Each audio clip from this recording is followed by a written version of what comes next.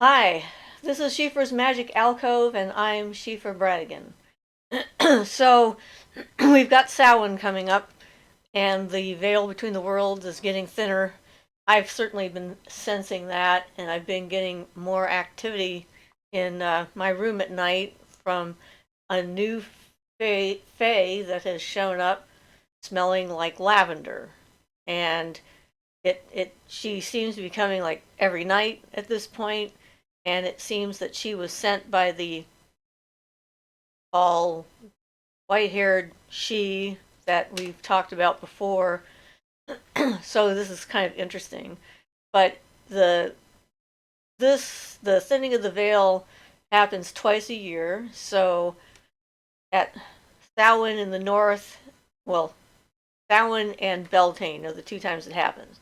So right now the southern hemisphere is undergoing Beltane, which is May Day celebrations, and the northern hemisphere is undergoing Samhain, Halloween, which is New Year. It's more commonly known as. So we have um, similarities between them, as well as the differences, the obvious outward differences, where Beltane is all about new life coming up, and it's expressing itself and getting all excited, and the spirits are like outside and actively participating.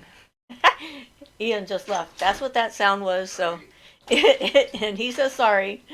So if you wonder if anything magical or supernatural just happened, it did not. It was something normal.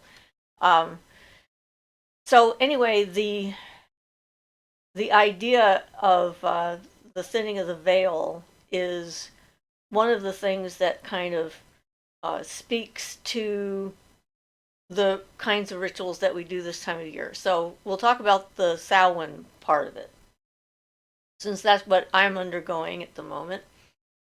And on the live show, I talked a little bit about some of the my own personal traditions. We talked about some uh, a little bit about ancestor worship. And since I don't connect with the traditional notion of ancestor worship, I've remembered too many past lives at this point. It doesn't have it doesn't feel like it has that much of a link for me, because I remember being different races, sexes, cultures, traditions, all sorts of things. And so as far as, I understand it, the idea of the ancestor worship is the ancestral line, the body that you're in, the family that you're in, the people that came before you, the traditions that they follow that you're also following. That makes sense to me as far as that goes for other people. So, because the usual meaning for ancestor worship and honoring the dead is one of the common themes for Samhain for this time of year, I honor the people that were murdered during the burning times, during the Inquisition from the 1200s on until well into the 1600s, and some not as, even not as long ago as that. And I've over the years been told that you can't have them as your ancestors because they weren't really witches and they have nothing to do with witchcraft, because they were just poor hapless people that were, tortured and killed. But I still relate to them because the reasons that they were tortured and killed were because people thought that they were witches, whether it was right or not. That doesn't seem like an important point to me. And I actually tried to see if I could post the Roll of the Martyrs like on the community bulletin board that we have for our channel, but it wouldn't let me paste it. Maybe it's because it's too long. So I'm going to see what I can do, if there's a way for me to link the actual document so that people who want to see the list of that has been compiled, and if they want to use it or not, it's up to it's up to you guys. But it's worth having and seeing. I can put it up on my Facebook profile, I think, under Siofra Bradigan at my Facebook page I have there. And if any of you want to friend me on Facebook, feel free. and that's perfectly fine. Although most of our interactions are here on the channel, and I have several of you have already, and I'm not having a problem with that. So I don't know whether I can put that up. And what I've done with that list, it's about 16 pages, single spaced, but big enough to read, because some of us need glasses if we don't have it big enough to read.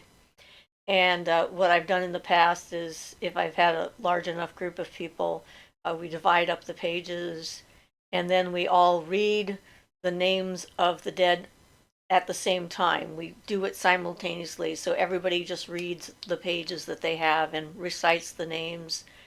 And it's has been extremely powerful for me and for other people who've participated in it. I did this last year at the prison that I volunteer at, and one of the guys that was in my group was standing in the corner, facing the corner, crying as he was reading his list. So it definitely can generate a lot of intense emotional um, reactions, because you're seeing that people were killed because they either because they thought they were gay, because the homosexuals were murdered during the Inquisition, along with witches and the Jewish people. As there was like numbers of groups that were targeted, and of course farm animals and things like that, which is just so wasteful. And superstitions are just a very strange thing, and the burning times is a good example of collective insanity, in my opinion, as far as a whole culture, uh, and the way they responded to the idea of this. So that would be what I do. Um, we have on occasion had what they call a dumb supper. One year we decided to investigate what some of the other traditions around Samhain, and a dumb supper is one of them.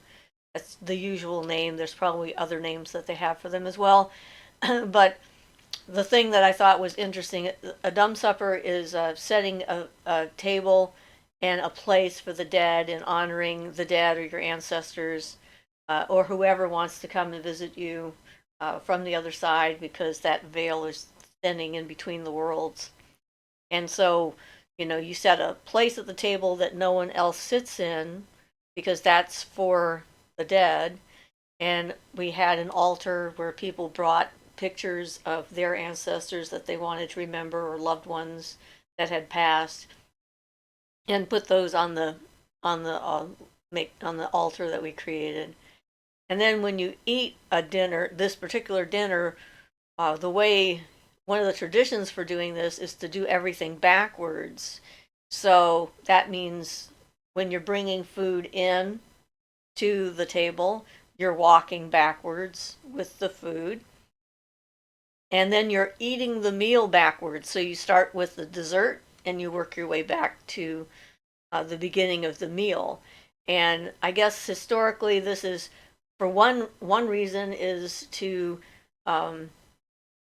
make the dead feel comfortable. It like, I don't know why that would make them feel comfortable. The thing I see when doing it that way is it forces you to focus on what you're doing, because since you're not doing it the normal way, it makes it stand out, not just in your mind and in your, but you can't walk backwards with food on a regular basis. At least I don't know anyone who does that. And if you are someone who does that, then you would want to reverse it and walk forward instead of backwards. But it kind of separates it from the ordinary. It makes it not normal. And that creating a space where things aren't normal, it helps to keep you in the moment of what's going on, and focusing on why you're having this dinner, and thinking about those who've passed on and what that means for you. So that is definitely one of the things we've done, and is an interesting tradition. It's more fun to do that with a larger group of people, just because.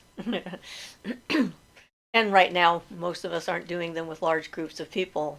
So, and then um, there are traditional times to talk to the dead. The 1 year anniversary of someone's death is one of those times. And then on Samhain is another one of those times, because again, the idea that the veil is thinning between the living and the dead.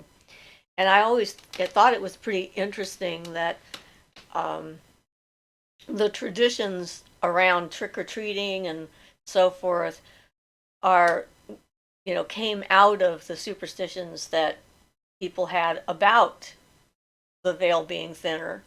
So ordinarily, you didn't see, spirits and trolls and dwarves and elves and or with the Christians, demons or beings or what have you of some supernatural variety wandering around the neighborhood. But they believed that on this night they could actually be walking around the neighborhood. So dressing up as one of them was a way to hide yourself amongst the throngs of otherworldly creatures so you aren't picked on and targeted. Like you would fool them because, now they don't know you're human. They think you're one of them. And then the idea of going to a house and knocking on the door to get a treat or make a trick uh, was sort of along the same lines. They believed that the dead or the spirits would do that on this night. And if you didn't give the person or the being that came to your door a treat, then you were likely to have them pull a trick on you because they would be mad, I guess, or some such thing. And so when someone dressed like an otherworldly being knocks on your door, you don't know for sure if they're actually a human in disguise or if they're actually the real thing pretending to be a human in disguise or just really the real thing because you don't know for sure what they look like. So it behooves you to give them a treat to make them leave your premises and leave you alone and go away. So, I thought that that was much more informative and interesting than, just door to door candy handouts kind of thing. I always thought that was fun.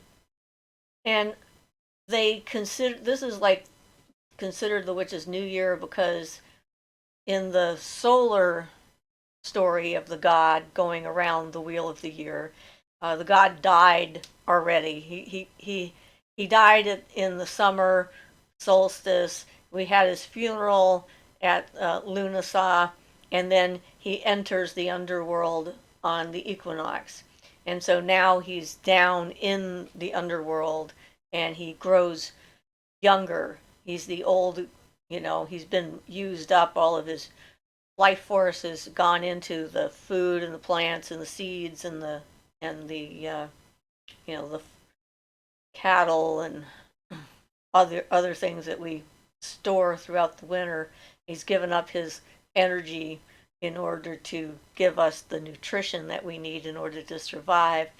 And so when he enters the underworld, he starts to become young again until the winter solstice when he comes back as the infant child and returns, the infant son who's so weak and needs to be protected and taken care of and nurtured so the light doesn't go out so we can have another year and go through the cycle all over again. So, he's down in the underworld, getting younger at this point in time.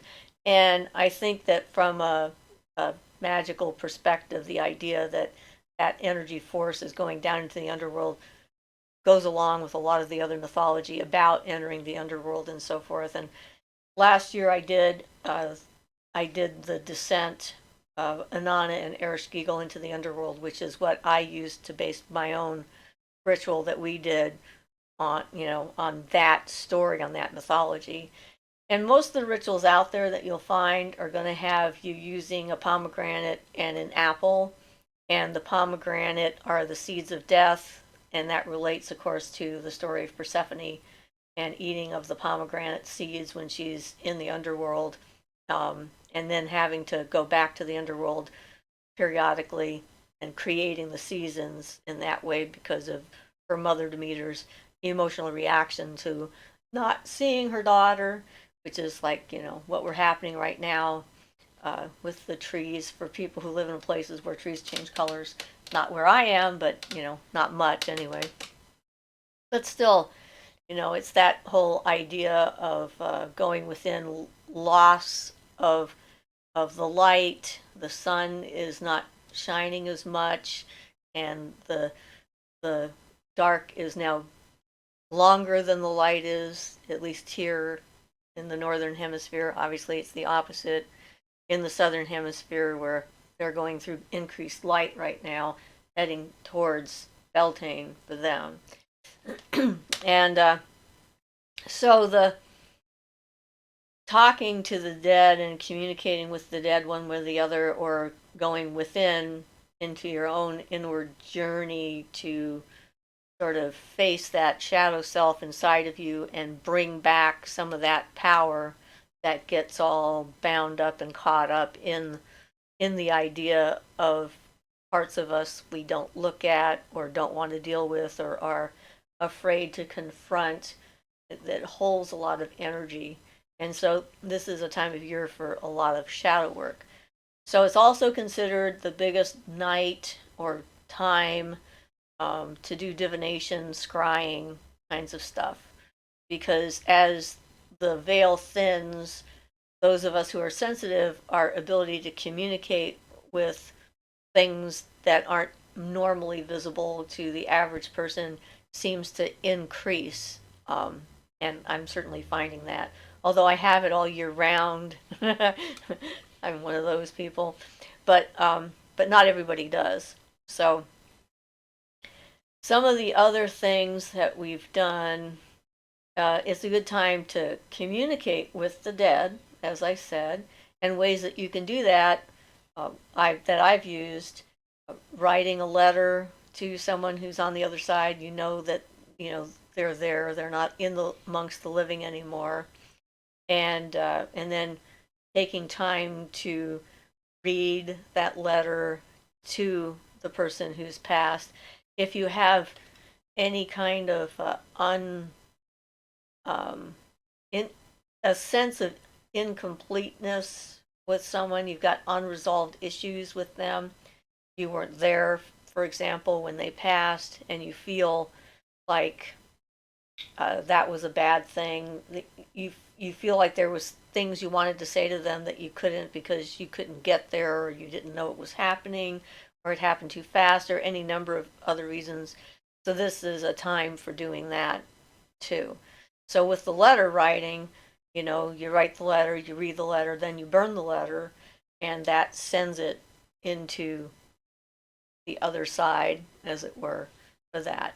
Or you can just do one of those, something from the heart, and sit in a circle and call the person forward, mentioning their name and saying, like, I so sorry that I wasn't there for you when you crossed over to the other side. I wish I had been, or whatever you might have that you want to say to them.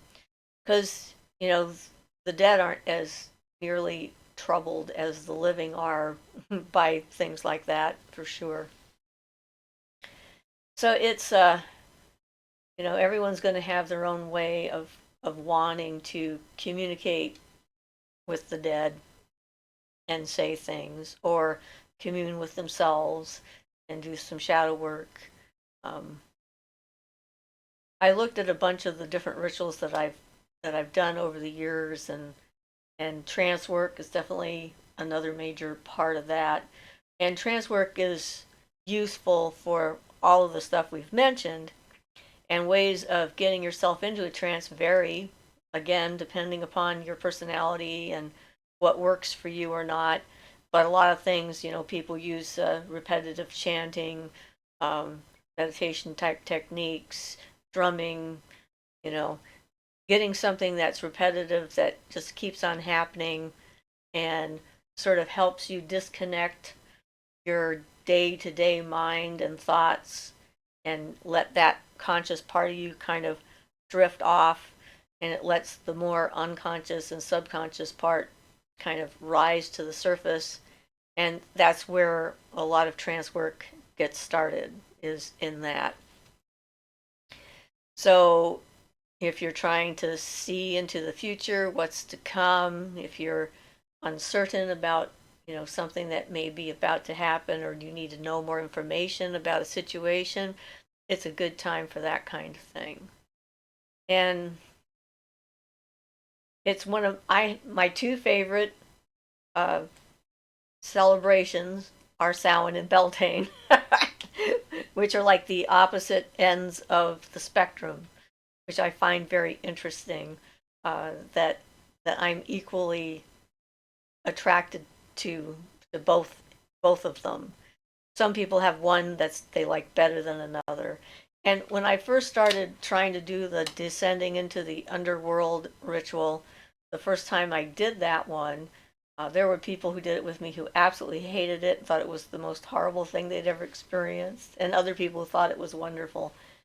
So much depends on the people that you're with and where they are in their own process, and what's going to work for them, and so forth.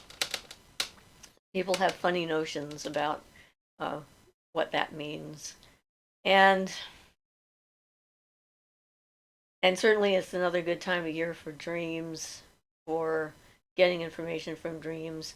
You go through different phases of this where, in different stages of your life or different parts of your life, one thing comes forward and is more important than another.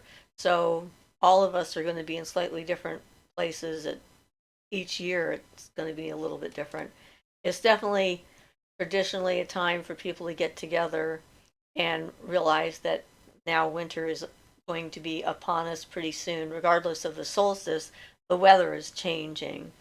And I don't know, it never made sense to me that this winter solstice was the beginning of winter, because it sure seems winter began a little sooner than that. I like to divide things up equally, but certainly, there's less activity outdoors. There's things aren't growing up in the northern hemisphere as much. The trees are losing their leaves and putting themselves to sleep. Things are going into the seeds. And I read one ritual where people were planting plants on Samhain. That one I didn't connect with personally, because I think that is more of a spring kind of a thing.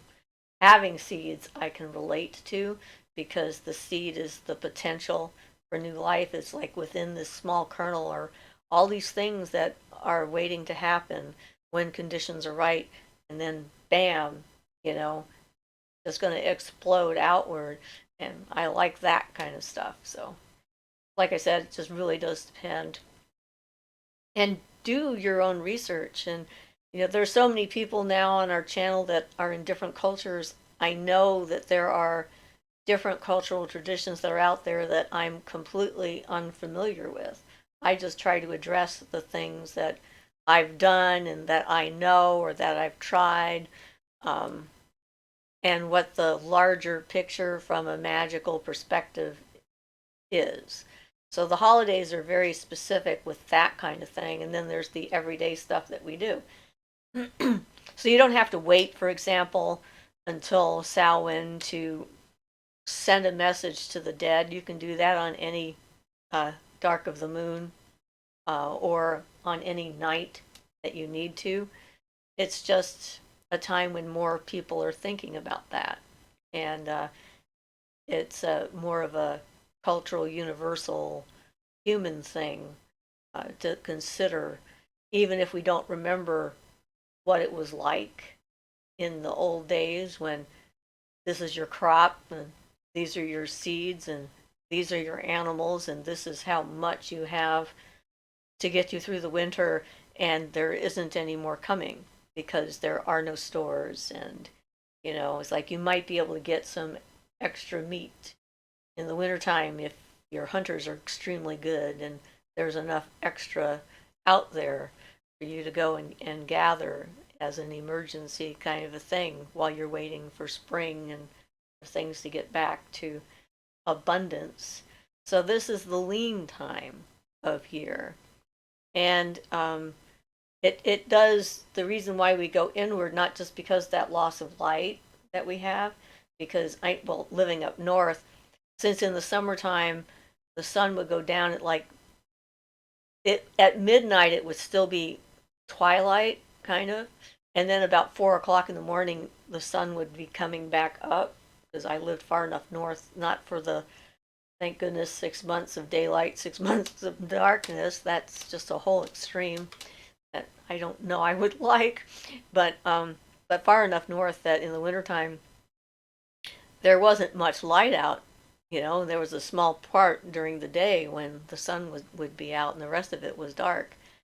And our bodies, the biology and chemical compounds that we create depending on the amount of light that there is, our sleep patterns, all these things adapt and shift into different modes when you go through the more extreme climate and light changes that are out there. So it's normal, it's built into our bodies, kind of like bears hibernating. They can tell, and squirrels and other animals hoarding seeds and making food caches, because they're the shift in that length of light, amount of light, strength of light, angle of light, all gives their body that clue that things are about to go in a completely different direction, and sort of activate those not habits, instincts in us to take care of this section and to keep ourselves alive through the lean times. So when you're deciding what kind of traditions you want to do for that, think about those things. That's the basis of most of these rituals and traditions. Indigenous people created things that reflected the existence that they had, and that's a way for us to tap into that kind of larger unconsciousness of our whole humanity, and reconnect with that past part of our species, or whatever we are. Sometimes I'm not sure what we are, but anyway. So I wanted to just sort of go over that a little bit. We're going to do a live show. We're trying to do one now once a week, so we're planning on the Sunday at 2 o'clock as our time to do a live show. So if we get this rendered and uploaded before the live show tomorrow, then you'll hear this announcement, or you won't. And either way, we'll probably talk about some of these traditions and whatnot on the live show, because that way I can interact with you guys better and find out what sort of things you want to know more about. It always helps. So I hope you have had a fruitful harvest and have gathered all of the nuts and fruits and whatever you eat together around you, and the people that you care about and so forth are close at hand, and to help you through this lean season coming up. And so this has been Siofra Bradigan and Siofra's Magic Alcove. Blessed be.